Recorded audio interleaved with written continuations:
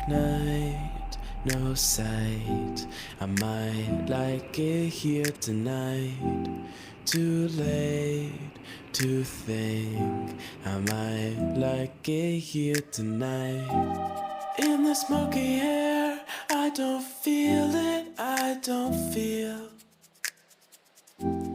Drifting in a daze, I don't feel it, I don't feel.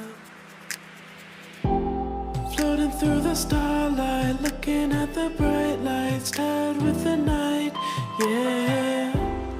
In the dark security, out of quiet scrutiny, calm in the silence, yeah.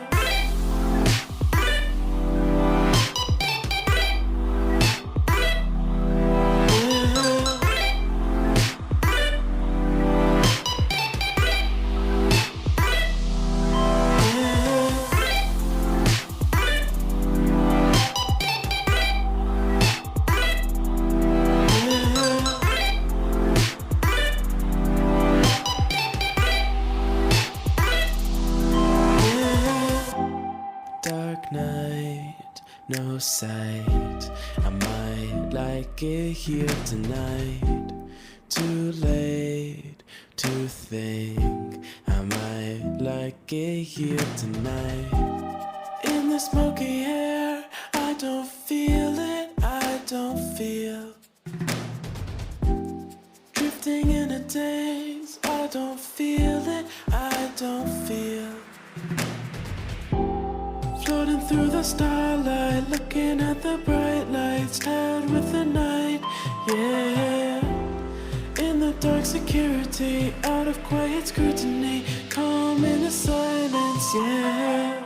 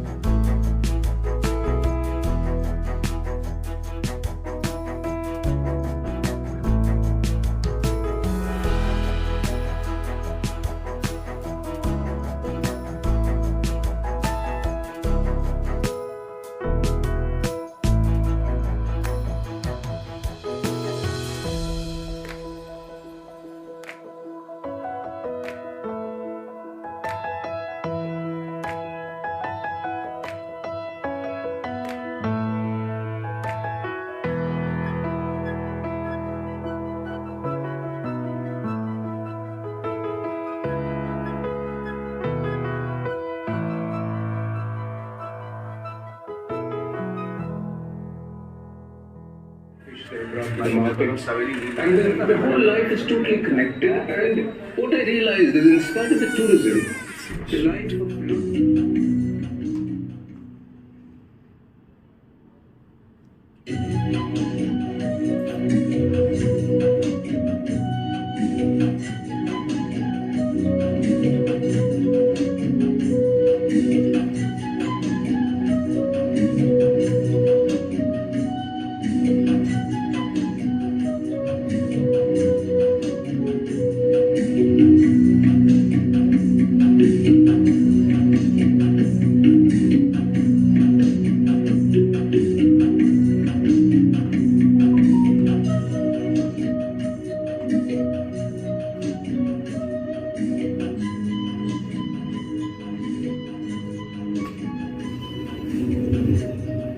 I've always been considered strange because I was a doctor, and then I stopped my medicine, started doing watercolors, sitting on the roadside, and I was doing very well as a doctor. I did not give it up because I was not doing well.